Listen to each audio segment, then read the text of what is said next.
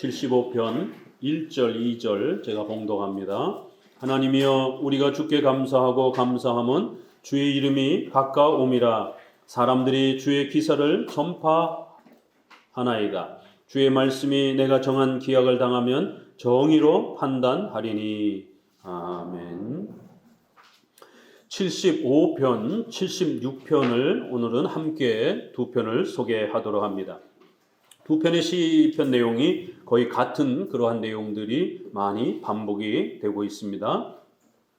하나님의 심판이라고 하는 큰 주제가 두 시편을 통해서 아주 강력하게 또 소개가 됩니다. 하나님의 심판이 얼마나 무섭고 두려운 것인지, 하나님의 심판은 가장 또 정의롭고 또 가장 위대하다라고 하는 하나님의 심판을 우리가 또 잘 이해하고 깨닫는 것이 우리 성도들의 신앙과 삶에 얼마나 소중한 것인지를 거듭 강조해 가고 있습니다. 75편, 76편은 이러한 하나님의 심판의 이런 놀라움과 영광스러움을 가르치는 그러한 내용이기 때문에 우리가 앞에서 배웠던 74편, 73편과 연결해서 보게 되면 앞부분에서는 질문이 될 수 있고 뒷부분은 답이 될 수가 있는 그런 구조를 볼 수가 있습니다. 73편, 74편은 신정론, 신적 정의에 대해서 물었습니다. 하나님, 왜 우리를 안 도와주십니까? 하나님, 왜 이렇게 하나님의 도움이 한참 걸립니까? 하나님, 왜 이 땅에는 악인들이 이렇게 잘 먹고 잘 삽니까? 오히려 성도들은 왜 이렇게 고난과 어려움을 겪습니까? 이런 강력한 질문을 통해서 신적 정의에 대해서 물었습니다. 그런데 놀랍게 시편은 75편, 76편에서 거기에 대한 답을 주고 있습니다. 하나님께서 기억하고 있다는 것. 하나님이 그 모든 걸 알고 계신다는 것. 하나님께서 그 모든 것들을 계획하고 계신다는 것. 그래서 때가 되면, 기약이 이르면 반드시 하나님이 정확하게, 정의로, 바르게 심판할 테니까 걱정하지 말라라고 하는 이런 형태의 답변으로 이렇게 구성이 되어 있는 것을 볼 수가 있습니다. 이렇게 시편이 이렇게 막 산발적으로 여러 주제들이 이렇게 흩어져 있기도 하지만 또 중간에는 몇 편씩 또 그렇게 서로 논리적인 그러한 구조 아래에서 또 서로 한 짝을 또 이렇게 이루기도 합니다. 우리가 앞부분 30편에서부터 근 40편에 이르기까지의 한 10편 정도는 섭리라고 하는 교리가 무엇인지, 하나님께서 인간을 어떻게 통치하시고 다스리는지에 대한 섭리에 대해서 아주 좀 더 집중적으로 아주 자세하게 그렇게 또 살펴가는 것처럼 73편에서 76편까지는 서로 짝을 이루면서 질문하고 거기에 대한 답으로서 하나님의 심판의 정확한 또 올바른 또 확고한 하나님의 심판의 능력과 위대함을 우리 성도들에게 소개하면서 성도들이 위로와 소망을 가질 수 있도록 그렇게 격려하는 것을 알 수가 있습니다. 하나님의 심판이라고 하는 이 큰 주제는 우리가 7대 교리와 관련해서 어디에서 살펴볼 수 있는 주제죠? 7대 교리라 하면 성경론, 신론, 인간론, 그리고 기독론, 그리고 구원론, 교회론, 종말론. 이렇게. 이것도 논리적 순서가 있습니다. 억지로 외우려고 하시면 잘 안 외워지고, 우리 기독교는 인간의 체험을 통해서, 환상을 통해서 하나님을 믿는 종교가 아닙니다. 반드시 성경을 통해서 하나님을 믿는 종교입니다. 성경신앙, 이렇게 줄여서 이렇게 표현을 합니다. 성경을 믿는 기독교라는 거예요. 성경에서 하나님이 어떤 분인지를 이제 우리가 하나님을 찾는 것이, 삼일체 하나님을 찾는 것입니다. 삼일체 하나님을 찾고 나니까 그 하나님 앞에 인간이 얼마나 죄악된 인간인지, 인간론, 인간의 죄에 대해서 깨닫게 되는 것이에요. 그러니까 절망할 수밖에 없잖아요. 하나님 앞에 영원히 버림받아야 되는, 지옥의 형벌을 받아야 되는 우리 인간의 모습을 깨닫게 되는 거예요. 그래서 구원자를 기다릴 수밖에 없고 찾을 수밖에 없는 겁니다. 기독론, 예수님에 대해서 이제 네 번째로 소개가 되는 겁니다. 그런데 예수님은 2000년 전에 오셨다가 저 멀리 하나님 보좌 우편으로 사라지셨다라고 말합니다. 그 인성이, 신성은 우리 눈에 보이지 않고, 그러면 그 예수님을, 눈에 보이지 않는 예수님을 어떻게 믿어야 되는가? 믿음으로 구원받는다라고 하는 구원 방법을 가르쳐주는 구원론. 그 구원받은 성도들이 구원받는 게 최종 목적이면 구원받자마자 다 죽어야 되는 겁니다. 천국 가는 게 제일 큰 목적이라면. 그러나 예수님을 믿고 난 이후에도 성도들은 바로 죽지 않고 또 하나님이 정하신 때까지 이 땅에서 삶을 살아가는 거예요. 그래서 이 땅에서 그리스도의 신분인 교회를 세워가면서 교회를 세워가는 또 전도하는 사명을 갖는 교회론이 이제 따라붙는 것입니다. 예, 교회 생활을 하면서 여러분이 돌아가실 때까지 최선을 다해서 신앙생활을 하는 거예요.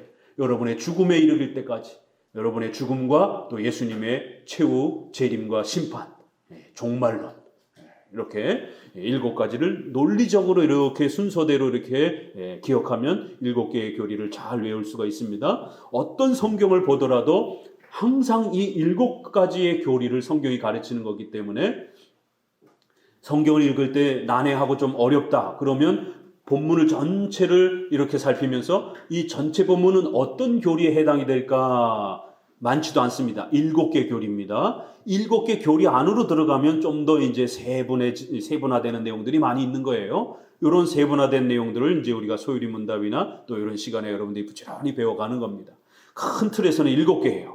그러면 큰 틀만 잡아도 삼천포로 안 빠지게 되는 겁니다. 성경을 읽다가 삼천포로 빠지게 되면 자기 혼자 아무리 은혜 받았다라고 막 눈물을 펑펑 흘려도 그건 하나님의 은혜가 아닌 겁니다. 왜요? 성경은 그런 말을 하고 있지 않기 때문에 그저 자기 혼자 자기 그러한 감정에 도취돼서 울 뿐인 겁니다.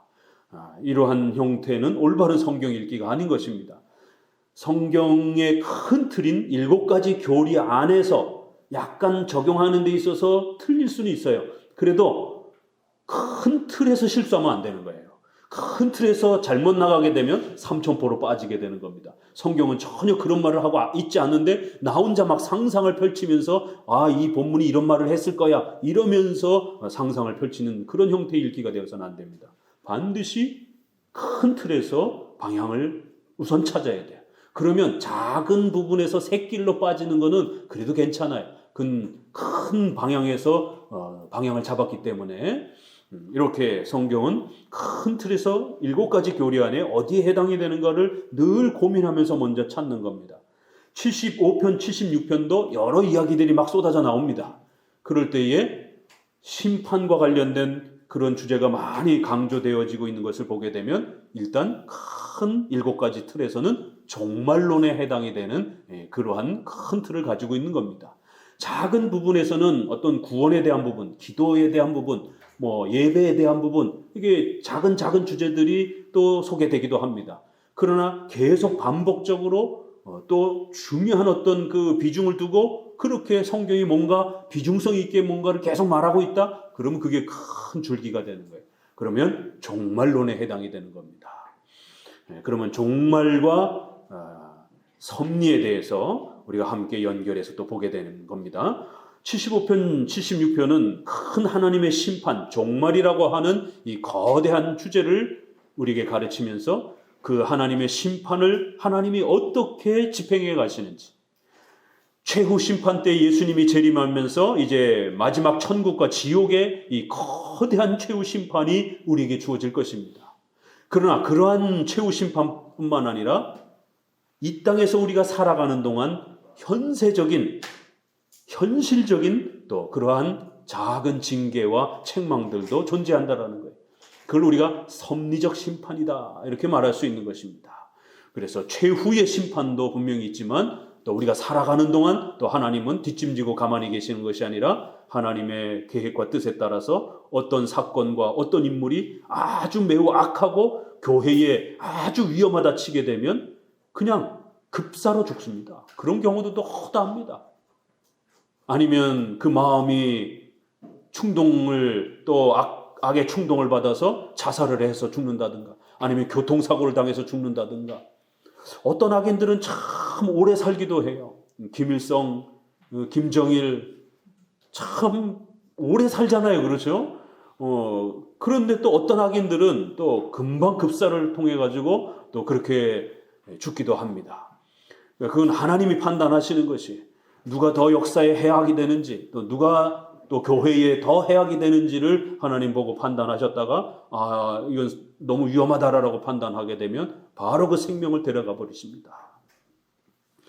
이런 역사들을 우리는 수도 없이 역사 속에서 보게 됩니다. 그래서 최후 심판에서 지옥의 영원한 심판도 있지만 이 땅에서 하나님의 섭리 속에 그 시시때때로 하나님이 보시고 판단하셔서 위험하고 악하다 했을 때 또 징계하고 심판하시는 그러한 임시적 또 심판도 있는 것입니다. 그래서 우리가 최후 심판으로 나눌 수 있고 영원한 최후 심판, 임시적인 섭리적 심판 이렇게 나눌 수가 있습니다.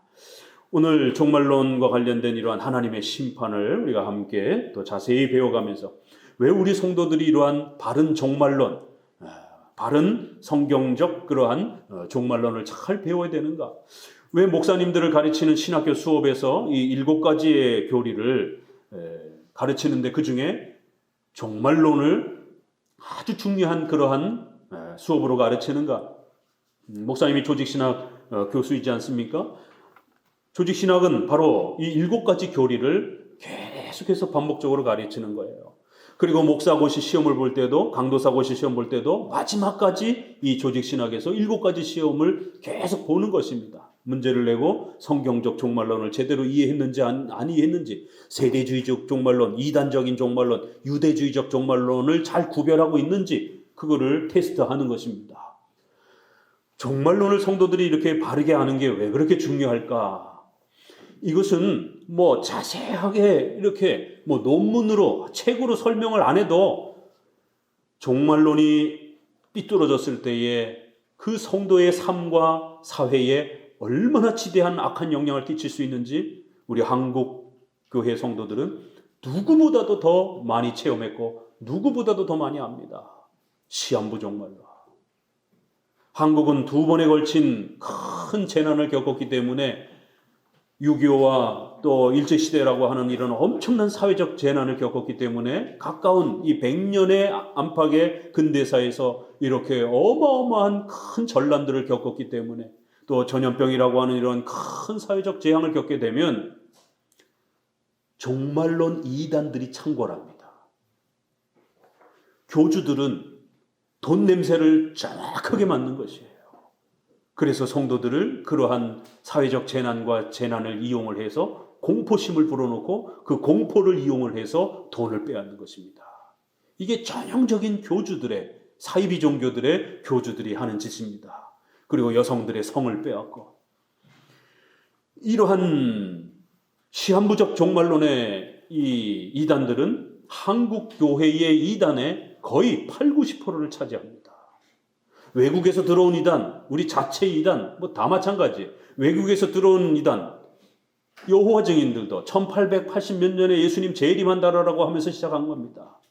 안식교 팻말에 이렇게 보게 되면 제7일 안식 재림 교 이렇게 해가지고 재림이라는 날짜가 그 교파의 이름에 박혀 있는 겁니다. 거기도 예수님 재림 날짜 계산하면서 시작을 하는 겁니다.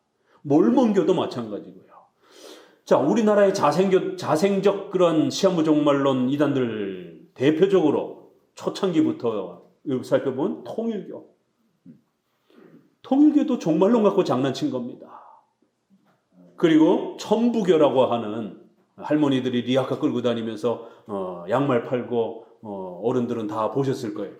그래서 앵벌이 시켜가지고 그 돈 전부 다 뺏어가지고는 결국 그렇게 어마어마한 돈을 축적하는 그런 천부교, 신앙촌이라고 이렇게 많이들 알려져 있는 그러한 걸쭉한 그룹에서부터 이제 가지가 흘러나오면서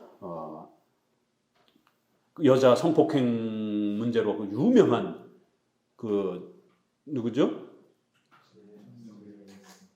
JMS 정명석. 나 감옥에서 나왔는데 또 그 사건이 연루돼서 또 지금 감옥에 조사를 받는 또 이런 상황이도 있잖아요. 그 벌은 못 고칩니다. 그리고 대표적인 또 신천지 문제라든가 안산홍이라든가 그러면서 늘 요한계시록 성경 공부한다라고 그러면서 이렇게 노방에서 전도하고 이런 것을 보게 됩니다. 그러니까 우리나라 자생교단들도 대부분 다 그런 종말론 이단이죠. 아주 가장 유명한 1997년인가요? 92년?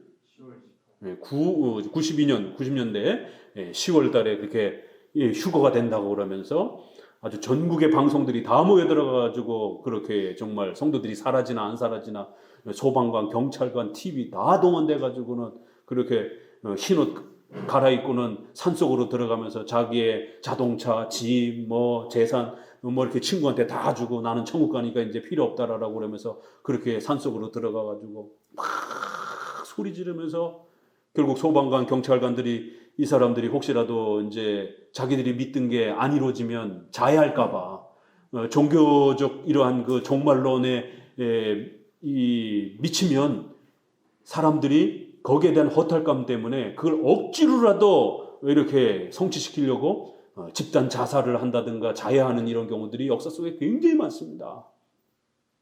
우리나라 오대양 사건 같은 경우도 집단 자살하고 예전에도 강릉에 가서 성도들하고 그렇게 연탄 가스 태워놓고는 천국 간다 그러면서 집단 자살하고 외국에는 뭐 천 몇 명이 그렇게 독약을 먹고 같이 들판에서 집단 자살을 하는 이런 사건처럼 그래서 결국 경찰 소방관들이 예의주시하면서 사고가 터질까봐 12시가 지났는데도 아무 일이 일어나지 않아요.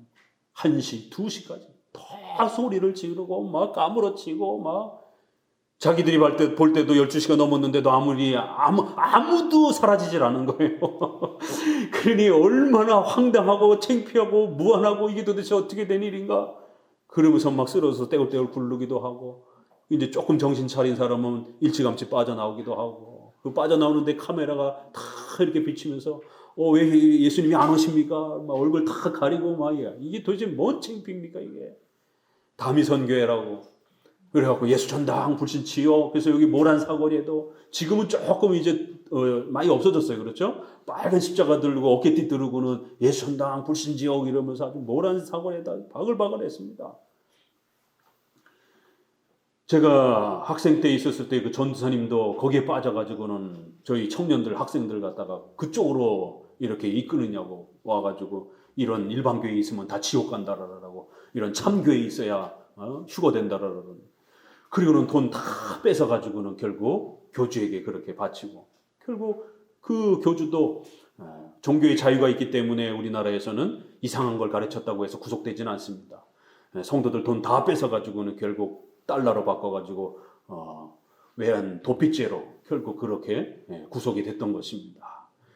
지는 휴거되는 것 믿지도 않으면서 성도들만 그렇게 휴거된다라고 속여가지고 돈을 빼돌려.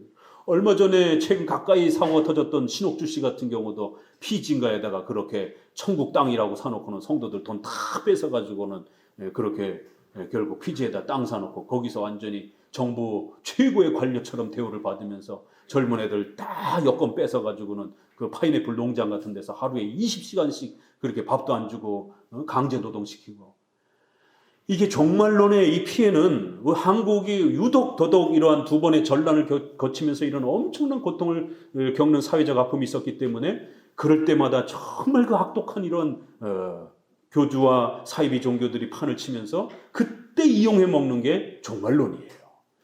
그러면서 요한계시록이라든가 다니엘서를 들먹거리면서 성도들의 그 공포심을 이용을 해서 자신들의 부를 채우는 이런 아주 악독한 자들이 있었던 걸 봅니다.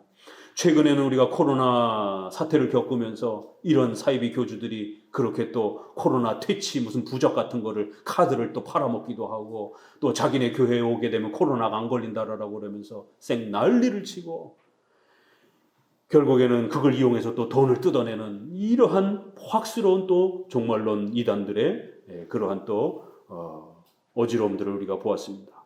그렇기 때문에 성경적 종말론을 잘 정립해 놓으셔야 되는 겁니다. 종말론 이단에는 양극단이 있습니다. 지금까지 말씀드렸던 이런 내세, 시한부 종말론, 현실의 삶을 부정하면서 내세만 강조하는 이 고달픈 땅 빨리 죽어서 천국 가자 이러면서 현실의 의식주와 가정, 직장, 국가, 사회의 삶을 망가뜨리는 그런 금욕주의적인 이원론주의적인 이러한 내세 지향적인 그러한 종말론 이단들이 있습니다. 반대로 기복주의, 현실에서 잘 먹고 잘 사는 게 천국이다라고 그러면서 이 땅에서 돈 많이 벌고 이 땅에서 떵떵거리고 이 땅에서 좋은 국가를 만드는 게 마치 천국인 것처럼 그렇게 주장하는 기복주의자들, 돈이 최고다, 돈이 천국이다 이렇게 주장하는 기복주의자들, 또 사회 정치와 인권 평등, 사회가 멋있는 사회가 되는 게 그게 천국이다, 이러한 진보주의적 정치 신념에 빠져 있는 그런 사회 정의를 부르짖는 또 그러한 자유주의, 현대 신학이라고 하는 이런 자유주의 신학자들, 목사들, 양극단으로 현세만 강조하는, 미래만 내세만 강조하는 이런 아주 양극단적인 그러한 종말론이 성도들에게 항상 피해를 입혀왔던 겁니다. 그럴 때 우리 장로교의 종말론은 분명히 천국이 있습니다. 그래서 우리는 그리스도와 함께 영원히 살아가게 될 그러한 우리 육체의 부활, 사도신경에서 고백하는 것처럼 예수님의 육체 재림, 우리의 육체 부활, 그래서 영혼과 육체가 부활하여 천국이라고 하는 장소에서 영원토록 하나님을 예배하며 살게 될 것이다라고 하는 내세의 천국 소망이 분명, 부활신앙이 분명히 있습니다. 기독교에 있어서 이 부활신앙과 천국신앙이 없다라면 고린도전서 15장에처럼 기독교인들은 가장 불쌍한 자가 될 것이다라고, 못 먹고 못 입고 아끼면서 그렇게 경건하게 살려고 애쓰고 노력했는데 죽고 나니까 아무것도 없어요. 그럼 기독교인들이 제일 불쌍한 사람들이라는 거예요. 차라리 이 땅에서 잘 먹고 잘 살고 그냥 놀러 가고 싶은데 마음껏이나 놀러 다니면서 한평생 살 것. 부활과 천국이 없다라면 헛고생한 이런 일이 벌어질 수 있다라는 거예요. 그래서 부활신앙이란, 천국 재림신앙이란 우리 기독교에 있어서 굉장히 소중한 신앙의 한 부분인 것입니다. 그럼에도 불구하고 하나님께서는 또 하나님이 계획하신 최후 심판이 되기 전까지는 이 땅에서의 또 시간이 여전히 또 하나님이 통치하는 시간이 있는 겁니다. 이 현실에서의 의식주와 관련된 우리의 가정, 직장, 우리의 모든 삶이 하나님이 주셨고 하나님이 그 모든 것을 통해서 하나님이 원하시고 계획하셨던 그 모든 역사를 하나님의 영광을 위해서 또 창조의 역사를 집행해 가시는 것입니다. 하나님이 없애기 전까지는 절대로 없어지지 않는 겁니다.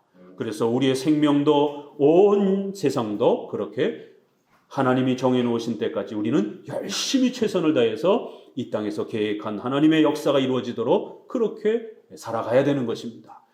현실에서의 섭리적인 하나님 앞에 사명을 받은 바대로 최선을 다해서 하나님의 영광을 위하여 거룩한 하나님의 창조의 영광이 드러나도록 하루하루를 최선을 다해 사는 것입니다. 현실에 대한 사명감, 섭리적 사명감, 그리고 부활과 천국에 대한 내세의 또 이러한 또 소망이 우리 기독교에는 두 개가 같이 있는 것입니다. 어느 한쪽만 강조하면 안 되는 것입니다.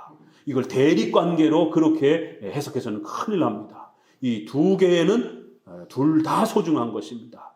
그러나 시간적으로는 지금이 훨씬 중요한 거예요.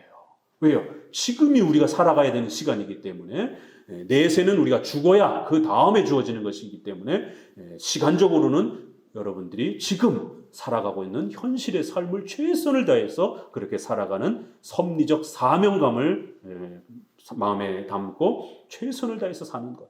그러면서도 이제 죽음을 향하여서 우리의 삶이 한순간 한순간 살아가며 천국의 부활의 소망을 가지고 또 그렇게 살아가는 것입니다. 이렇게 천국과 현실의 이러한 삶은 조화관계 속에서 하나님이 우리에게 주신 그러한 종말의 이러한 가르침이라는 겁니다.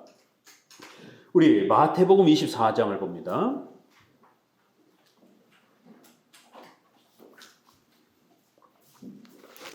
마태복음 24장에 신약에서는 종말론을 어떻게 소개하고 있는가?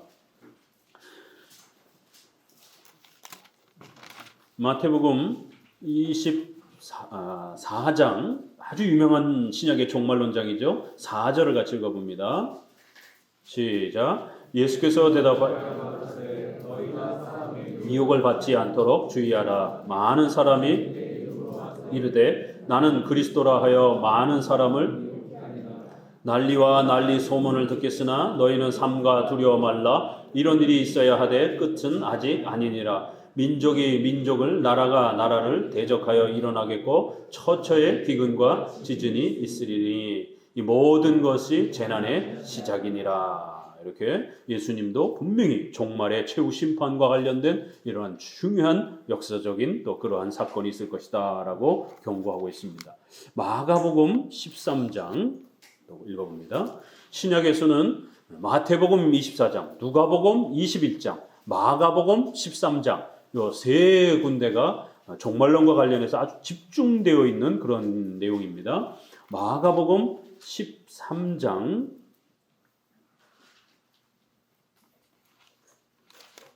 4절부터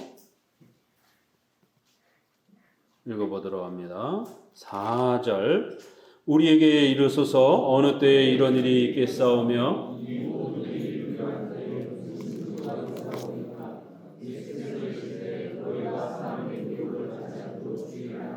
많은 사람이 네 이름으로 와서 이르되 내가 그러라 하여 많은 사람을 미혹해 하리라. 난리와 난리 소문을 들을 때에 두려워 말라. 이런 일이 있어야 하되 끝은 아니니라. 조금 더 넘기셔서 이제 비슷한 내용이기 때문에 31절 같이 읽어봅니다. 31절입니다. 천지는 없어지겠으나 내 말은 없어지지 아니하리라. 그러나 그날과 그때는 아무도 모르나니 하늘에 있는 천사들도 아들도 모르고 아버지만 아시느니라. 주의하라 깨어 있으라. 그때가 언제인지 알지 못함이니라.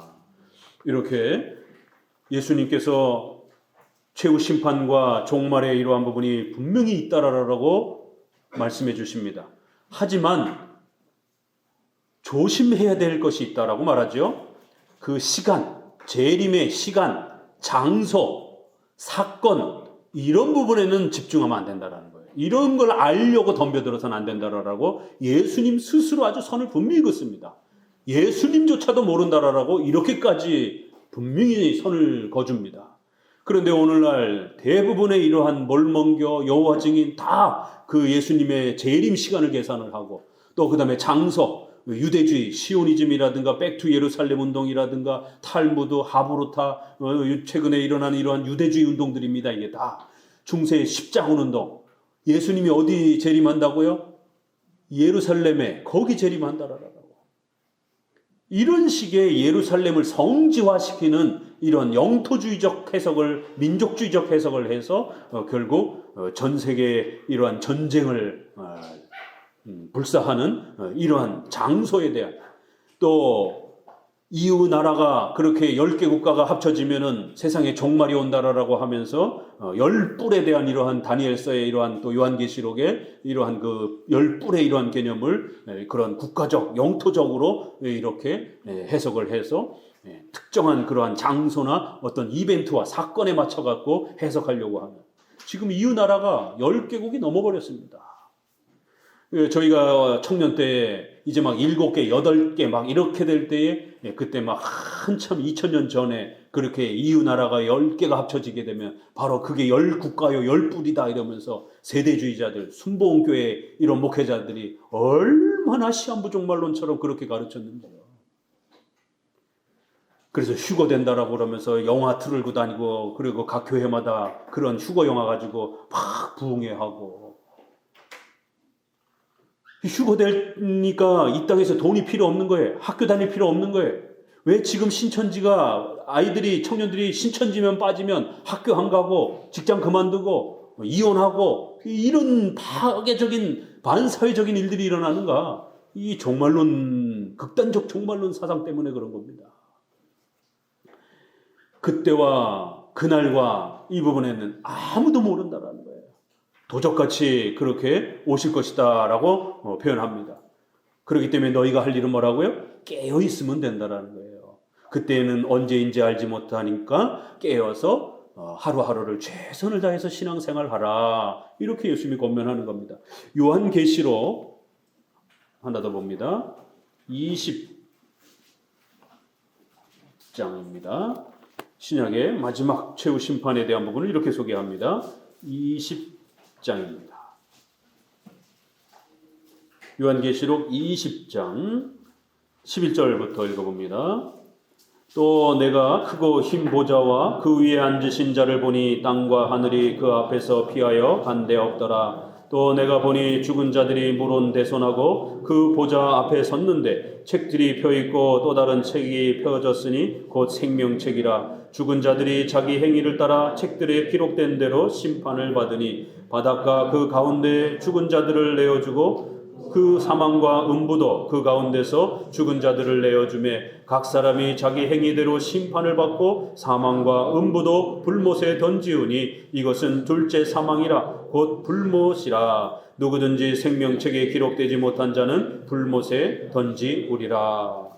지옥을 영원히 타는 그 웅덩이처럼, 불이 타는 웅덩이다 이렇게 해서 불못, 또 때로는 아주 깊이 빠져나올 수 없는 어둠의 구덩이다 그래서 무저갱 이렇게도 표현을 하고, 갇혀 있는 곳이다 그래서 지옥 이렇게도 표현을 하고, 다양한 형태로 이렇게 영원히 하나님 앞에서 벌받는 그러한 곳을 지옥이다라고 이렇게 말하고, 그러한 지옥의 형벌을 이제 예수님의 재림 때에, 최후 심판 때에 받게 될 것이다라는 거예요. 생명책에 기록된 성도들은 그리스도와 함께 천국에서 영원히 살게 될 것이고, 예수님을 믿지 않던 자들은 영원히 지옥에서 벌을 받을 것이다라는 겁니다. 여러분의 가족 중에, 자녀들 중에, 또 남편과 아내 중에, 부모님 중에 아직까지 예수님을 믿지 않고 계신 분이 있다라면 열심히 전도하셔야 됩니다. 부지런히 전도하셔야 됩니다. 특별히 가족이라든가 부모님이 예기치 못하게 어떤 질병을 앓고 있다든가, 어떤 병원에 어떤 이러한 어려움을 겪고 있다든가, 사업에 어려움을 겪고 있다든가, 그러면 하나님께서 기회 주신 줄 알고, 전도의 기회를 주신 줄 알고 2배, 3배로 더 바짝 달라붙어서 전도하셔야 됩니다. 왜냐하면 인간은 잘 먹고 잘 살고 자기가 자기 힘으로 그렇게 잘 나갈 때는 신을 찾지 않습니다. 본능적으로 뭔가 어려워져야 되고 뭔가 힘들어질 때 그래도 인간은 조금 더 신의 도움을 이렇게 찾으려고 기대고, 그 마음이, 강팍한 마음이 조금 이렇게 순화되는 것이, 그럴 때 하나님이 그러한 상황을 또 사용하셔서 우리 자신을 낮추면서 예수님을 영접할 수 있는 또 그러한 기회로 삼기도 하시는 것이, 그럴 때에는 더 열심히 2배, 3배 전도하셔야 됩니다. 영원히 지옥에서 벌받는 둘째 사망. 첫째 사망은 뭐겠어요? 개인의 죽음을 말하는 거예요.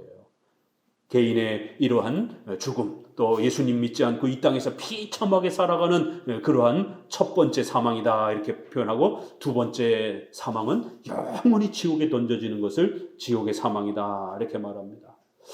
성경에서는 창세기 6장 17절에 첫 번째 그 심판의 장면이 나옵니다. 내가 홍수를 땅에 일으켜 무릇 생명의 기식 있는 육체를 천하에서 멸절하리니 땅에 있는 자가 다 죽으리라. 하나님께서는 최후 심판의 이 영원한 지옥의 심판이 얼마나 무서운 것인지를 샘플로 보여주시기 위해서 창세기 얼마 되지 않아서 노아의 홍수 사건을 통하여 이 땅에 물고기 빼놓고 숨쉬는 모든 생명을 죽이셨습니다. 자유주의자들은 이거를 축소시키기 위해서 저 예루살렘 그 지역에만 물이 홍수가 차가지고 이렇게 죽은 것이지 전 우주가 이렇게 물에 차가는 건 아니다, 이런 식으로 또 제안하기도 합니다. 그러려면 거기 그 예루살렘에만 홍수가 퍼졌으면 빨리 말 타고 도망가면 되는 것이지 왜 다 빠져 죽어요 거기를. 말이 안 되는 억지 해석인 것이죠. 성경에 보니까 가장 높은 산 그 위까지도 물이 찼다라고 할 정도로 그렇게 전 지구의 전체가 물에 잠긴 것으로 우리 장로교는 그렇게 해석합니다. 물고기 빼놓고는 짐승과 사람 모두를 하나님이 죽이셨다. 노아의 8식구 빼놓고는 전부 다 죽였다라고 말합니다. 그게 자연재해가 아니라 하나님이 심판하고 징벌하셔서 죽인 것이다 라고 이렇게 말합니다. 또 창세기 19장 24절에 두 번째 심판의 샘플이 또 나옵니다. 소돔과 고모라 사건입니다. 19장 24절에 여호와께서 하늘 곧 여호와께로서 유황과 불을 비같이 소돔과 고모라에 내리사 그 성들과 온 들과 성에 거하는 모든 백성과 땅에 난 것을 다 엎어 멸하셨더라. 롯의 아내는 뒤를 돌아본 거로 소금 기둥이 되었더라. 하나님께서 아브라함의 조카인 롯을 구하기 위하여 천사를 보내셨고 그 지역에 복음을 전했지만 사위들조차도 성경에 보니까 농담으로 여겼더라. 가족들을 전도했더니만 곧 최후 심판이 닥칠 겁니다. 예수님 믿지 않고 죽게 되면 지옥이 열립니다. 예수님 믿으셔야 됩니다. 라고 전했더니만 코웃음을 치면서 농담으로 사위들이 여겼더라는 거예요. 이 견고한 이 소돔과 고모라 성이, 그 당대에는 최고의 그러한 건축 기술로 그렇게 준비된 그러한 성이 어떻게 적들의 침략을 받느냐, 무슨 하늘에서 불덩이가 떨어지느냐, 말 같지도 아니 뭐 술 드셨습니까? 이러면서 농담으로 여기더라는 거예요.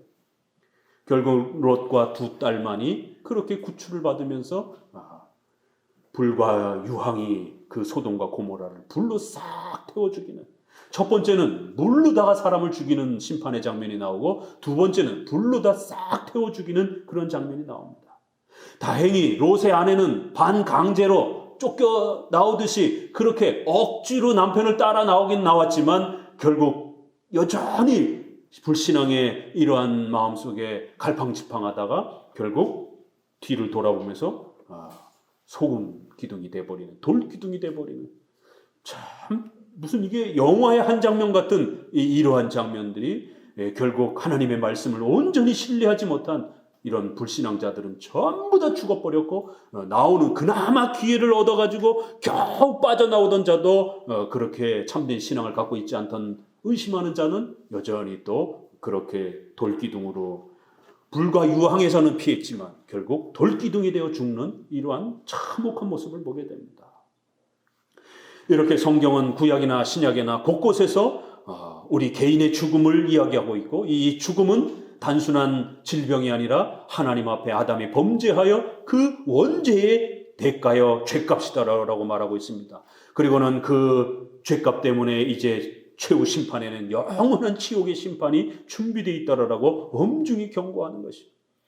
그래서 이러한 종말의 두려움과 떨림으로 반드시 예수님께로 나와 예수님께 도움을 청하고 구원의 이 소망을 얻으라라고 성경은 우리에게 당부합니다.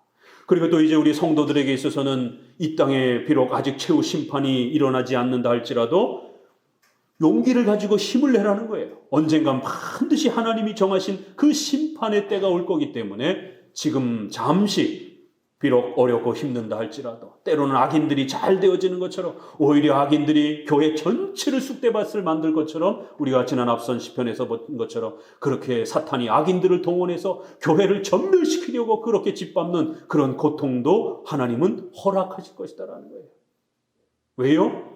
악인들을 더 크게 벌하시기 위해서. 요만큼 교회를 짓밟아가지고는 그만큼밖에 벌을 못 받는 거예요. 그러니까 하나님이 악인들을 더 세게 벌하시기 위해서 교회를 더 혹독하게 짓밟도록, 악을 더 많이 짓도록 허락하시더라는 거예요. 악인들을 더 엄하게 벌하시기 위해서. 그리고는 또 우리 성도들은 그런 기회를 통해서 강력한 그리스도의 군사로 무장되도록, 싸움에 아주 능수능란한 그리스도의 군사들이 되도록 그렇게 또 준비시키고 성화시키기 위한 목적, 이런 목적이 다각도로 일어나는 거예요. 악인은 악인을 더 벌하기 위한 목적으로 악을 쌓도록 그렇게 하나님이 허락하시는 것이고, 그러한 시간들을 통해서 우리 성도들은 더 단단해지도록 또 훈련시켜 가시는 그런 여러 가지 하나님의 작정과 섭리의 계획 아래서 이 땅에 많은 악들이 또 여전히 존재하기도 하고, 또 악인들이 더 잘 되기도 하고. 그러나 염려하지 말라라는 겁니다. 반드시 하나님이 심판하실 것이고, 그 하나님의 심판의 계획은 느린 것처럼 보여지고, 또 거꾸로 가는 것처럼 보이고, 또 때로는 모순된 것처럼 보인다 할지라도 하나님이 계획하신 바대로 정확하게 지금 집행되어져 가고 있으니까 성도들은 염려하지 말라라는 거죠. 그게 이제 오늘 75편, 76편의 내용인 것입니다. 사실 그 내용 자체는 그렇게 어렵진 않아요.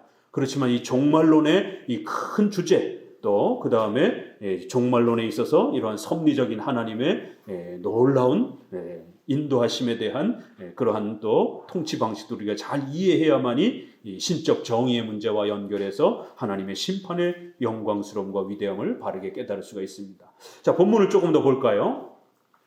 하나님이여, 우리가 주께 감사하고 감사함은 주의 이름이 가까움이라. 사람들이 주의 기사를 전파하나이다. 어떤 내용인지는 거두절미하고 그저 하나님 감사합니다. 하나님의 그 이름이 가까이 우리에게 다가왔습니다. 우리가 앞부분에서 읽을 때는 하나님의 도움이 너무 멀리 있습니다. 이렇게 읽었는데 오늘 본문을 읽자마자 하나님의 이름이 우리에게 너무 가까이 와 닿았습니다. 하나님의 이름이란 하나님 그 자신을 말하는 거예요. 여호와 이름을 망령 때 일컫지 말며, 우리가 삼계명에서 말하는 것처럼 하나님은 자신의 이름을 통해서 어떤 사건을 통해서 하나님 자신을 우리에게 가르치기 때문에 하나님의 이름, 그러면 여호와 자신을 말하는 거예요. 하나님의 도움이, 하나님이 우리에게 너무 가까이 계시다라는 거예요. 아니, 몇 편 전에는 하나님이 주무십니까? 이렇게 물은 때가 엊그제 같은데 오늘 75편에는 하나님이 너무 가까이 계시다라는 거예요. 여러분은 오늘 주일을 맞이해서 아침에 눈을 뜨고 주일 예배를 준비하면서 이런 신앙 고백과 마음이 들으셨습니까? 하나님이 내게 너무 가까이 계시구나. 많은 성도들은 이 풍요로움을, 이 복을 누리고 싶어서 몸부림치지 않습니까?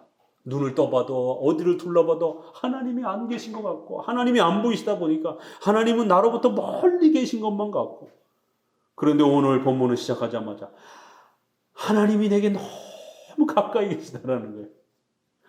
좀 때로는 혼자 좀 있고 싶은데 숨을 데가 없는 거예요. 하나님 안 계시는 곳이 없기 때문에 하나님이 너무 가까이 계시다. 이 문장 하나 아래 앞부분에서 우리가 신정론에서 물었던 하나님 이건 왜 이렇습니까? 하나님 이건 왜 이렇습니까? 내 인생에 하나님이 이런 사건들은 왜 이렇습니까? 그 모든 물었던 게 한마디로 다 답이 돼버렸어요. 하나님이 내게 너무 가까이 계시더라. 그래서 많은 사람들이 주님의 그 기사와 역사를 전파할 수밖에 없다라는 거예요. 이렇게 때로는 또 이렇게 거꾸로의 마음을 또 이렇게 표현할 수도 있구나, 성도들의 삶 속에. 언제는 또 하나님이 너무 멀리 계시다라고 이렇게 느껴가지고 힘들다라고 그러는데, 또 어떨 때는 하나님이 너무 가까이 계시다라는 거예요. 도대체 어떻게 신앙을 해야 이러한 영광스러움과 부요함을 누릴 수 있을까? 신비주의자들은 무슨 음성을 듣게 해준다고 그러고, 방언을 5시간 하면 하나님이 막 앞에 계신 것처럼 느껴진다라면서 막 방언 받아야 된다라고 하고, 무슨 성령의 은사를 받아야 된다라고 하는, 무슨 성령 세례 받아야 된다라고 그러는데, 도대체 시편에 있는 저자는 어떻게 해야 그 하나님이 그렇게 가까이 계신 것처럼, 그래서 하나님이 자신에게 행하신 그 모든 그 일들을 말 하나 할래야 말 안 할 수밖에 없는, 그래서 하나님의 기사를 끊임없이 말할 수밖에 없다라고 이렇게 말할 수 있는가? 도대체 하나님이 어떻게 이 저자를 도와주셨길래 이런 고백이 쏟아져 나오는가? 그 비결이 도대체 뭘까? 질문은 하지만 답은 알고 있는 겁니다. 종말론이죠. 종말론에 대한 그 답을 가지고 읽어봅시다. 2절에 주의 말씀이 내가 정한 기약을 당하면 정의로 판단하리니 땅의 기둥은 내가 세웠거니와 땅과 그 모든 고민이 소멸되리라 하시더라. 바로 답이 나오잖아요.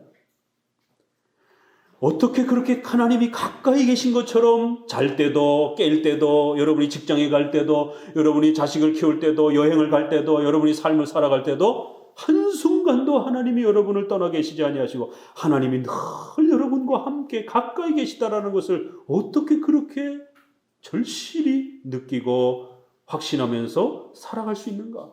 하나님을 봤나? 하나님을 만졌나? 아니요. 그런 말을 안 나옵니다. 주님의 말씀이, 오직 말씀을 통해서 이 영광스러운, 이 위대한 확신을 갖게 된 것을 소개합니다. 오직 하나님의 말씀이 나에게 그렇게 위로를 줬다라는 거예요. 어떤 위로를요? 말씀 가운데 특별히 하나님의 심판에 대해서 이해하고 깨달았을 때, 하나님께서 그 말씀 속에서 종말론을 어떻게 가르쳤다고요? 하나님이 정한 때가 있다라는 거예요. 기약. 영어에는 그냥 타임 이렇게 번역해놔요. 그냥. 하나님이 정하신 시간이 당하면, 시간이 이루어지면 하나님께서 정의로 반드시 판단할 거라는 거예요. 개정판에는 조금 좀 쉽게 번역됐더라고요. 하나님이 바르게 판단할 것이다. 앞부분에서 시편 73, 74에서 계속 성도들이 시험에 들고 어려움에 빠져서 하나님께 물었던 질문, 하나님 언제입니까? 어느 때까지입니까? 주무십니까? 하나님 왜 나에게는 이렇게 어려운 일이 자꾸 주어집니까? 하나님 왜 나에게는 이런 힘든 일들이 자꾸 주어집니까? 악인들은 왜 이렇게 많습니까? 하나님 뭔가 일이 잘못된 것 같습니다. 그러면서 원망과 불평이 쏟아져 나오는 거예요. 마치 그 73, 74편을 하나님이 다 들으시고 그리고는 한마디로 딱 대답해 준 거예요. 걱정하지 말아라. 그건 때가 있는 거다. 네가 아무리 그렇게 난리를 치고 울고불고 해도 하나님의 정한 때가 와야 된다는 거예요. 하나님이 정한 섭리에 그 시간이 성취되어야, 이르러야 그 일이 해결이 된다는 거예요. 그리고 하나님이 실수한 게 아니라, 하나님이 무능력한 게 아니라 하나님이 바르게 정확하게 하나님이 다 알고 있다라는 거예요. 어떻게 너를 괴롭힌 자를, 너가 처한 그 어려움의 상황이 누구 때문에 주어진 것인지 하나님이 전부 다 알고 있다라는 거예요. 하나님이 바르게 심판할 거니까 걱정하지 말아라는 거예요. 하나님이 정의롭게 갚아줄 거니까 염려하지 말라라는 거예요. 이 말씀이 가슴에 뼈저리게 더 와닿는 우리 부산 가족들도 있을 것이에요. 이 재판이 끝날 것 같은데 끝나지 않고 자꾸 이렇게 질질 끌려지는, 도대체 하나님은 어느 때까지입니까? 주무십니까?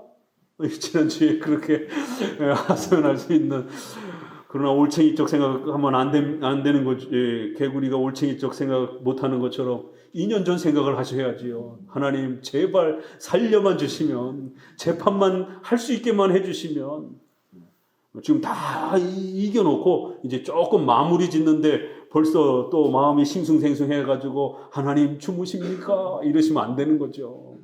올챙이 쪽 생각해야죠. 하나님 살려만 주시면 뭐든 다 하겠습니다 라고 그렇게 매달렸던, 걱정하지 말라라는 거예요. 하나님이 바르게 심판할 거라는 거예요. 정의로 판단하실 것이다라는 거예요. 두 가지. 또 하나는 뭐죠? 정의로 판단할 것이고, 하나는 때가 되면, 그 때는 우리가 만드는 게 아니에요. 하나님이 정하신 때까지 성도가 눈물을 좀 흘려야 돼요. 하나님이 정하신 때까지 눈물 젖은 빵을 먹고 견뎌내야 되는 겁니다. 우리가 자식을 키워도 자식이 막 응석을 낸다고 힘들다고 해가지고 부모가 다 해줘버리게 되면 자식을 어떻게 훈련시킵니까? 그렇죠? 자식이 뭔가 일을 해보고 또 노동도 해보고 또 아이가 커가면서 이렇게 어른으로서 성장해 가도록 다양한 훈련을 부모가 시키는데, 중간에 애가 힘들다고 해서 부모가 다 해줘버리게 되면 애가 뭘 배웁니까? 우리가 자식을 키우는데도 기다림이 필요한데, 하물며 영적인 우리 아버지께서 우리 성도들이 영혼이 더 건강해져가고 더 강력한 악과 싸울 수 있는 그리스도의 군사들로 자라가도록 훈련시키는데, 조금 어렵다라고 해서 바로 다 도와줘버리게 되면 훌륭한 군사로 키워질 수가 없는 것이에요. 그래서 때로는 눈물을 흘리면서 어금니를 크게 물고 견디는 거예요. 언젠가는 이 때가 끝날 것이다라고 하는, 눈물 젖은 빵을 먹으면서 목이 메이면서 그 시간들을 견뎌내는 겁니다. 우리 하나님은 의로우시다라고 하는, 우리의 생애 내 생에 결코 단 한 번도 서운하게 일을 행하신 적이 없다라고 강력한 이 신관을 붙들면서 견뎌내는 거예요. 여러분 참으세요, 잊으세요 라고만 이렇게 말하는 불교 윤리하고 다른 겁니다. 이 모든 역사는 하나님이 지배하고 계시기 때문에, 우리의 삶 속에 머리털까지 세신받으신 하나님이 허락하지 않으면 그 어떤 일도 우리에게 일어날 수 없는, 어떤 일이 일어났다라면 의로우시고 정의로우신 하나님께서 그 모든 걸 알고 계시고 또 원하셔서 허락하신 것이에요. 바로 하나님에 대한 자비와 전능하신 나의 하나님을 알기 때문에 우리는 잊을 수 있고 견딜 수 있는 겁니다. 이렇게 신관이란 우리의 모든 삶을 붙들어주는 강력한 기둥이 됩니다. 결국 우리가 하루하루를 살아가면서 때로는 어려움을 겪고 또 때로는 억울함을 겪기도 하고 때로는 공격을 받기도 하는 이런 수많은 부당한 일 속에 결국 하나님의 심판에 대한 이 강력한 이 교리를 붙잡아야만이 그 모든 것들을 해결하고 복수심에, 원망심에 빠지지 않게 된다라는 겁니다. 때가 되면, 때가 있다라는 것, 기약이 이르면, 그리고 정의로 바르게 하나님이 판단해 주실 것이다라는 거예요. 그걸 어떻게 알죠? 3절에 다시 한번 전능하신 창조주 하나님, 이 얘기 또 하는 거예요. 땅의 기둥은 내가 세웠고 땅과 그 모든 거민이 소멸되는 것도 하나님이 정하신 것이다라는 거예요. 그래서 우리가 사도신경에서 전능하신 하나님, 천지와 만물을 만드신 우리의 창조주 하나님, 이것이 뼛속까지 새겨지도록 또 외우고 또 암송하고 또 기억하는 거예요. 온 세상의 땅과 그 거처와 모든 자연의 흐름들을 만드시고 통치하시는 전능하신 하나님을 기억하라는 것이에요. 4절부터 갑니다. 내가 오만한 자더러 오만히 행치 말라 하며 행악자더러 뿔을 들지 말라 하였노니 너희 뿔을 높이 들지 말며 교만한 목으로 말하지 말지어다. 대저 높이는 일이 동에서나 서에서 말미암지 아니하며 남에서도 말미암지 아니하고 오직, 같이 읽어봅니다. 7절, 오직 재판장이신 하나님이 이를 낮추시고 저를 높이시느니라. 우리 눈에 보기에 악한 자가 높아지고 선한 자가 낮아지는 이 모순적인 것처럼 보여지고, 우리 성도들이 또 더 많은 고난을 오히려 더 겪는 이 억울한 상황들이 더 가중되는 것처럼 보인다 할지라도 절대로 불의한 자들을 부러워하지 말고 오만한 자들을 부러워해서는 안 된다는 거예요. 그 오만한 자와 교만한 자들은 지금 하나님 앞에 벌을 받기 위해서 차근차근히 자신들의 악을 쌓아가고 있는 그런 시간들이기 때문에 절대로 그들을 부러워해서는 안 된다는 거예요. 왜냐하면 하나님께서는 그 악한 자들을 향하여 오만한 자들아 너희들의 오만함을 내려놓으라라고 끊임없이 경고한다는 거예요. 너희의 그 돈 많은 것, 친분이 많은 것, 건강한 것, 그러한 너희의 자랑하는 그러한 뿔들을 높이 들지 말라라는 것이, 그 목을 꺾을 것이다라는 거예요. 우리 인간이 높아지고 잘 되는 것은 돈 때문이 아니라는 거예요. 오직 재판장이신 하나님이 높여줄 자를 높이고 낮출 자를 낮춘다라는 거예요. 하나님이 부자가 되게 해주셔야 돈도 버는 겁니다. 하나님께서 건강도 주셔야 건강을 유지할 수 있는 것이에요. 하나님이 높이시고 하나님이 낮추신다는 거예요. 절대로 인간의 권력과 힘과 돈으로 그렇게 높아지는 게 아닙니다. 세상에 모순적인 일들이 그렇게 뒤섞여가지고 돌아가는 것 같지만 거기에 하나님의 놀라운 섭리적 심판이 또 지금도 작동되고 있는 거예요. 최후 심판에는 더 무서운 심판이 준비되어 있고, 우리가 대장동 사건만 해도 그렇게 그 관련된 사람들이 수천억의 돈을, 서민들의 돈을 빼앗으면서 그렇게 자기 주머니에다가 채워넣고 만년 천년 그렇게 떵떵거리며 부자로 살 줄 알았는데 우연찮은 사건에 그렇게 터져서 결국 그러한 사건들이 세상에 드러나면서 감옥 신세를 지고 있는 그 1,000억, 2,000억이 뭔 소용이에요, 그러면. 그리고는 절대로 서로 배반하지 않을 것 같던 그런 인간의 마음이 결국 또 한 사람이 틀어지면서 자백을 하면서 다른 사람들의 진술이 서로 어긋나게 되는, 이게 우연일 것 같아요? 숨길래야 숨기지 못하도록, 가릴래야 가릴 수 없도록 하나님은 그렇게 드러내시는 것이, 이 땅에서도 벌을 받게 하시는 겁니다. 그리고 이 땅에서 그 벌이 다 집행되지 않는다라면 하나님은 다음 단계도 최후 심판에 더 무서운 벌을 준비하고 계신다는 거예요. 오직 재판장이신 하나님이 높이기도 하고 낮추시기도 한다는 거예요. 여러분이 지금 낮아진 삶의 고통과 어려움들을 겪고 계십니까? 하나님이 낮추신 줄로 아셔야 됩니다. 그러면 그 낮춤의 시간들을 견디시고 눈물 흘리며 기도하며 하나님의 말씀을 읽으면서 이겨내셔야 돼요.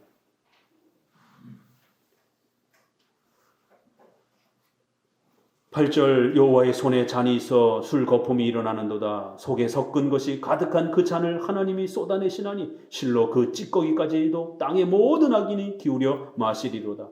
나는 야곱의 하나님을 영원히 선포하고 찬양하며 또 악인의 뿔을 다 베고 의인의 뿔은 높이 들리리로다. 하나님의 심판을 성경은 구약은 특별히 술잔에다가 많이 비유를 합니다. 왜냐하면 술을 먹게 되면 사람이 비틀비틀거리면서 그렇게 쓰러지기 때문에 아주 독한 술을 말하는 것이. 그래서 독한 술을 먹여가지고는 완전히 힘을 일으켜 만들고 그런 상태에서 전쟁의 적군들을 만나게 되면 다 죽는 거예요. 그래서 이런 아주 독한 술에 찌들게 할 것이다, 비틀거리게 할 것이다, 이런 심판의 비유가 많이 나옵니다. 여기 시편에도 여호와의 손에 잔이 있어 거기에 술 거품이 일어나는 아주 독한 술이 있는데 썩은 그것이 가득한 그 잔을 하나님이 쏟아낼 때에 실로 그 악한 자들이 한 방울 남김없이 그 찌꺼기까지 전부 마셔야 될 각오하라는 것이.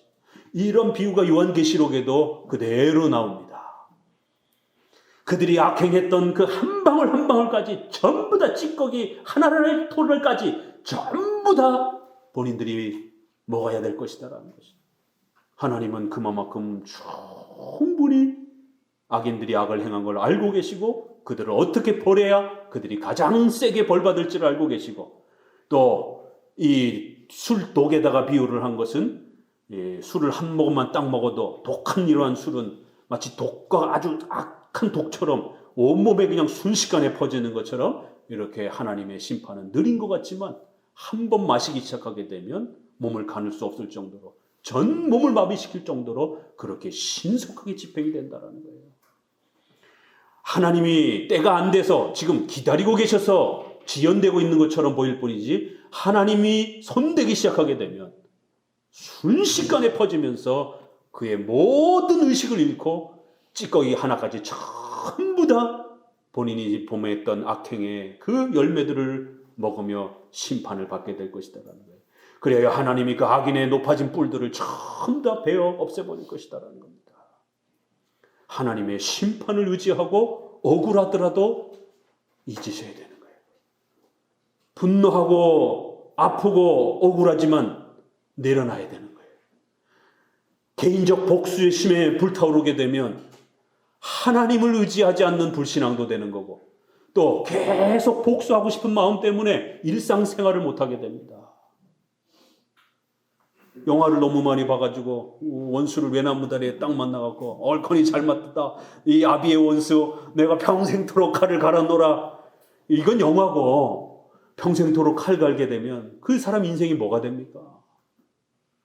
한 사람이 어떤 고통 가운데 죽었습니다. 자살을 했습니다. 그 억울함에 못 이겨서 자살을 했더니 가족들이 줄줄이 자살을 하는 것이. 우리가 주변에 그런 경우들도 많이 보잖아요. 남겨진 자식들은 어떻게 할 거예요, 그러면? 누군가는 빨리 끊어내고 일상생활로 돌아와야 되는데 이번에 이태원에 이러한 사고들도 이제 문제가 되는 건 그 가족들이 트라우마를 겪으면서 그 가족들이 그 사건을 잊지 못하고 같이 또 자살을 한다든가 이래버리게 되면 2차 가해가 가족들 안에 퍼지게 되는 그걸 누가 위로할 겁니까? 어떻게 위로할 것입니까? 하나님의 절대 주권과 섭리의 이 가르침만이 그들을 위로할 수 있습니다. 하나님을 생각하고 하나님의 절대 주권을 신뢰하면 하나님의 섭리를 의지하면 하나님의 종말의 심판에 우리의 억울함을 풀어주실 그 하나님을 생각하면 복수심을 내려놓을 수가 있어요. 하나님께서는 반드시 복수하실 것입니다. 율법의 3용법 기억나죠? 이 용법이 뭡니까? 인간의 양심을 지배하셔서 하나님은 십계명의 규범들을 인간의 양심 속에 스며들게 양심 안에 넣어놓았다는 거예요. 그래서 인간은 신자건 불신자건 간에 사람을 죽이게 되면 사람에게 상처를 가하게 되면 밤잠 못 잡니다. 꿈에서 떠오르고 길을 갈 때도 떠오르고 양심의 가책을 느끼기 시작하는 거예요.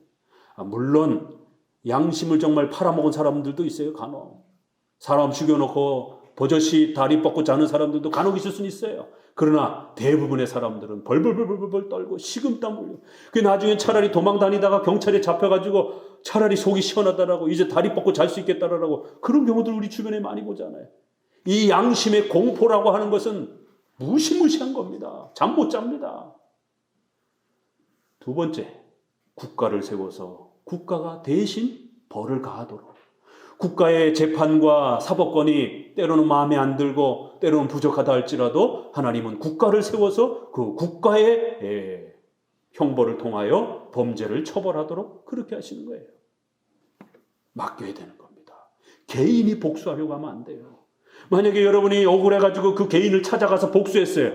그런데 거기에 어린아이가 자기 아버지가 죽는 거를 눈으로 봅니다. 그러면은 나에게는 저 사람이 나에게 가해자지만 나는 그의 아들에게 가해자가 또 되는 것이에요. 복수가 또 연결이 되는 거예요. 그럼 그 어린아이가 자기 눈앞에서 아버지가 죽는 거를 본 그 엄청난 그 고통과 아픔을 어떻게 잊을 수 있겠어요? 힘을 키워서 어른이 돼서 반드시 복수하러 찾아옵니다. 복수는 복수를 또 낳는 것이에요. 두 번째에서 해결이 안 되면 하나님이 섭리적 심판을 작동하시는 겁니다. 급사를 통해서, 교통사고를 통해서, 또 다른 방식을 통해서라도 얼마든지 하나님 징계할 수 있습니다. 하나님이 징계하실 것을 신뢰하고 우리 성도들은 일상생활로 돌아와야 돼요. 억울해도 하나님이 심판해 줄 것을 신뢰하면서 일상생활로 돌아와야 돼요. 그렇지 않으면 계속 그 억울함만 생각하면서 잠 못 자고 시달리고 꿈의 악몽에 시달리고 그러면 건강 망가지게 되고 직장생활 못하게 되고 그러면 시름시름 앓게 되다가 병 생기게 됩니다. 교리가 우리를 살리는 거예요. 종말론이 우리를 살리는 겁니다. 살다 보면 이런 억울한 일을 한 번도 안 당하는 사람은 없습니다. 사기를 당하기도 하고 신체적 피해를 당하기도 하고 다양한 방식으로 이러한 억울함을 겪을 때에 하나님의 심판을 생각하라는 거예요. 자, 76편은 조금 더 읽어가면서 봅니다. 하나님이 유다에 알리신 바 되셨으니 같이 읽어봅니다. 그 이름은 이스라엘의 크시도다. 시온에 있도다. 거기서 저가 화살과 방패와 칼과 전쟁을 치시도다. 주는 영화로우시며 약탈한 산에서 존귀하신도다. 마음이 강한 자는 탈취를 당하여 자기 잠을 자고 장사는 자기 손을 놀리지 못하도다. 야곱의 하나님이여 주께서 꾸짖으심에 병거와 말이 다 깊은 잠이 들었나이다. 유다의 하나님께서 알려주셨다. 그 이름이 이스라엘의 크시도다. 여기서도 시작하자 뭐라 그래요? 하나님이 유다에 너무 가까이 계신다라는 거예요. 언제는 멀더라라고 그렇게 투덜거리는 내용이 있었는데 여기서도 비슷하게 하나님이 유다에 많이 너무 가까이 알려주셨다라는 거예요. 누구나 다 알 수 있을 정도로 하나님이 그렇게 이스라엘 백성들에게 너무너무 가까이 그렇게 드러났다라는 거예요. 그 이름이 성도들 가운데 가장 크신 분으로 그렇게 알려졌다라는 거예요. 어떤 하나님으로 알려졌다고요? 전지전능하신 하나님으로 성도들에게 그렇게 하나님이 알려져야 된다라는 거예요.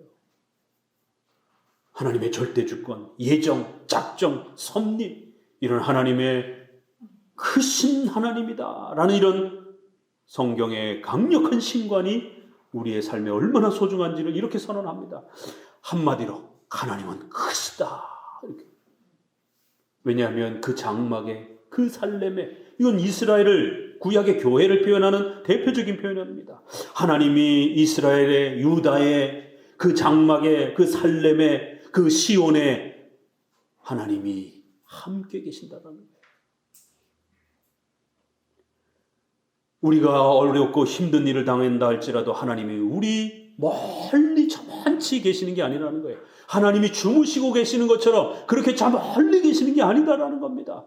하나님의 절대주권과 하나님의 크심을 생각하면 하나님이 우리를 단 한 번도 떠난 적이 없다라는 것을 우리는 깨닫게 된다라는 거예요. 그 성도들을 화살과 방패와 칼과 전쟁 속에서 그것들을 다 물리쳐내면서 성도들을 하나님이 보호하고 계셨다라는 거예요. 우리가 몰라서 못 깨달은 것이지. 하나님은 여러분이 잘 때도, 또 여러분이 차를 타고 운전해 올 때도 어떤 자가 갑자기 확 끼어들어가지고 여러분이 놀래갖고 급브레이크를 바꿔가지고 갑자기 교통사고가 날 수도 있는 겁니다. 그래서 엉뚱한 차가 갑자기 끼어들 거를 그래서 하나님이 샥 막아가지고 저쪽으로 비켜갔다고. 여러분은 전혀 그런 걸 눈치도 못 채고 그냥 운전하고 오는 거예요. 그런데 뒷차가 갑자기 큰 트럭이 그냥 급하게 오다가 깜빡 졸아가지고는 여러분 앞차를 확 받을 뻔했는데 그 순간에 트럭 기사가 정신이 바짝 들어가지고는 브레이크를 밟고 멈춘 겁니다. 여러분은 전혀 못 깨닫고 그냥 운전하면서 오신 겁니다. 뒤에서 무슨 일이 일어났는지, 옆에서 무슨 일이 일어났는지 그냥 여러분은 차만 운전하고 오신 것이. 그러나 앞뒤 옆에 수많은 상황들이 발생될 수 있는 것이. 하나님은 한 번도 여러분을 멀리 계시지 아니하시고 화살과 방패와 칼과 전쟁 속에서 여러분들을 보호하셨다라는 거예요.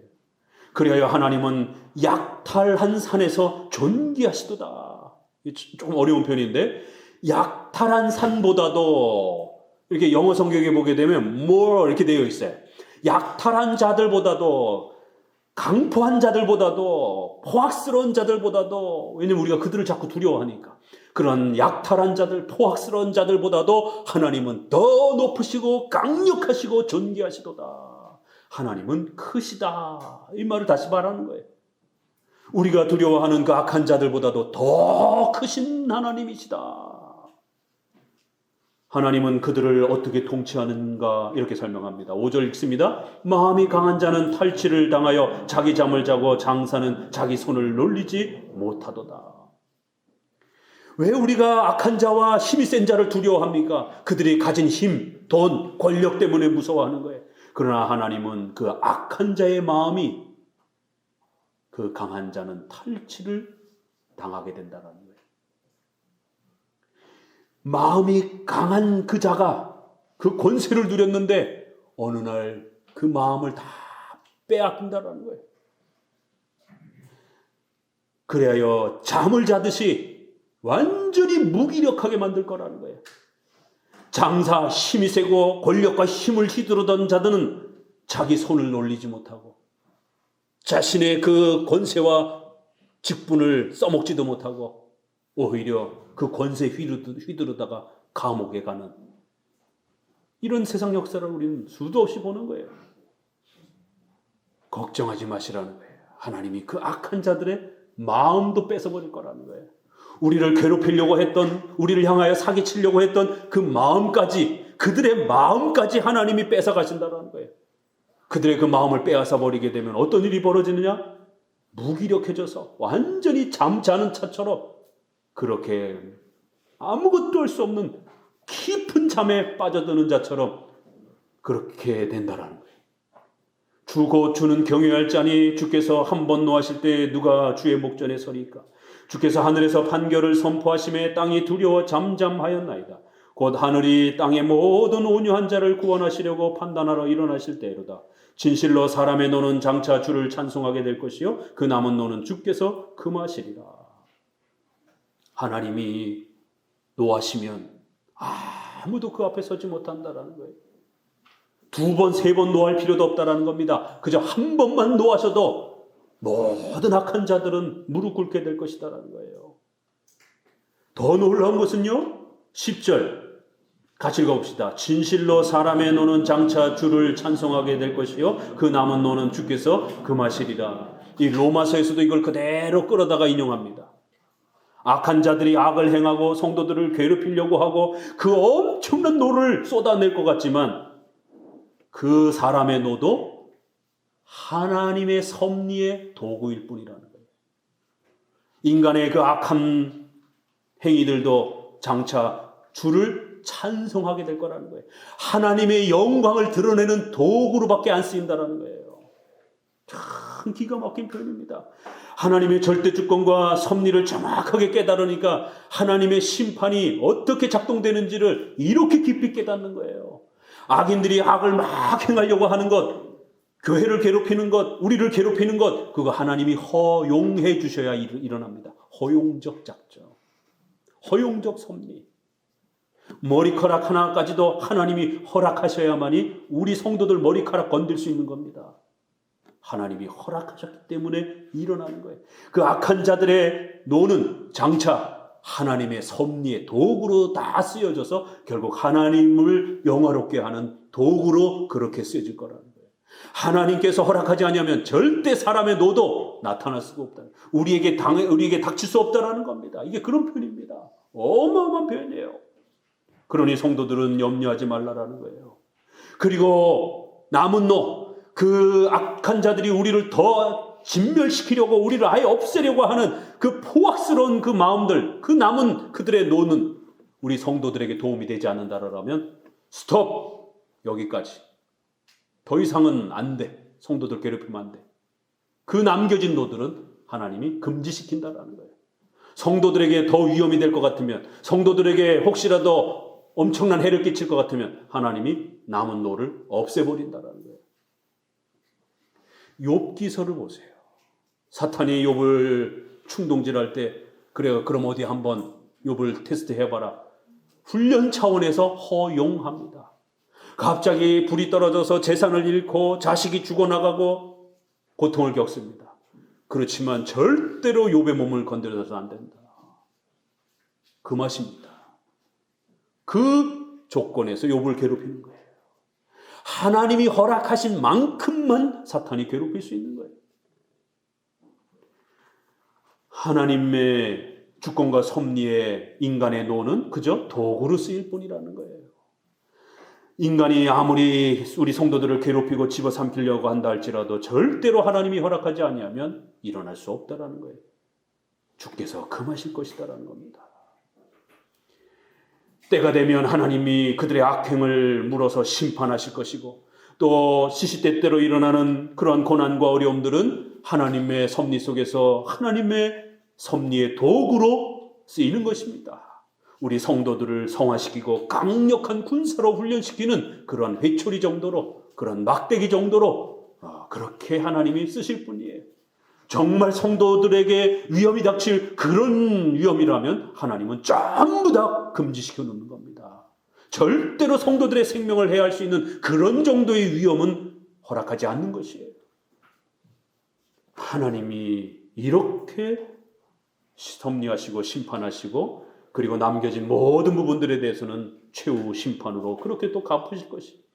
그러니 우리 성도들은 어떻게 하라고요? 너희는 여호와 너희 하나님께 서원하고 갚으라. 사방에 있는 모든 자도 마땅히 경외할 이에게 예물을 드릴지어다. 저가 방백들의 심령을 꺾으시리니 저는 세상의 왕들에게 두려움이시로다. 성도들은 이런 하나님의 주권과 심판을 생각하고 서원, 예배하라는 거예요. 모든 자들이 예물을 드릴지어다. 이거 다 예배와 관련된 그런 용어들입니다. 성도들은 두려워하지 말고 열심히 예배드리면 된다라는 것이, 열심히 신앙생활 하시면 된다라는 것이. 자, 오늘 75편, 76편 이렇게 하나님의 심판, 최후 심판, 또 현실에서 일어나는 섭리적 심판, 이런 다양한 심판을 통해서 하나님께서는 우리 성도들의 억울함을 해결해 주시고 또 우리 성도들의 어려움들을 보살펴 주시고 하나님께서 계획하신 때에 하나님의 방법대로 정의롭게 바르게 그렇게 심판해 가시는 여호와 하나님이신 줄 믿고 의지하면서 또 오늘 우리의 어려움들을 더 잘 견디어 가시기를 주의 말씀으로 권면을 드립니다. 기도합니다.